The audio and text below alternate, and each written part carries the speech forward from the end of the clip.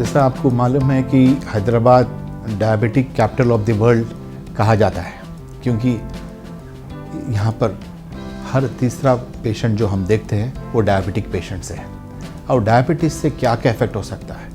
एक चीज़ है आपका किडनी से इफेक्ट होते हैं, आपका नर्वस सिस्टम इफेक्ट होता है, जिससे आम लोग जो है पैर हाथ खींच रहे बोलते हैं। और तीसरी जो है आपके आंख भी इफेक्ट होता है, ख़ास तौर पर आपका रेटिना इफेक्ट हो सकता है। ये कॉम्प्लिकेशंस अवॉइड करने के लिए फर्स्ट आपका डायबिटीज़ कंट्रोल रखना चाहिए। कैसा कंट्रोल रखना चाहिए?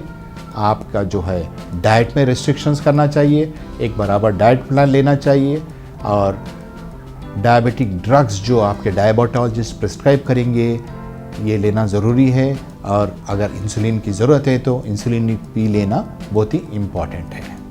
जब भी आपकी नज़र में कुछ कमी है डायबिटिक पेशेंट्स में, आप आंखों के डॉक्टर को ज़रूर बताइए, या आप हर सालाना जैसा आपके किडनी बता रहे हैं या आपके डायबिटोलॉजिस्ट के पास आप फॉलोअप कर रहे हैं, वैसे ही आप आंख के डॉक्टर को भी हर सालाना बताना बहुत ज़रूरी है।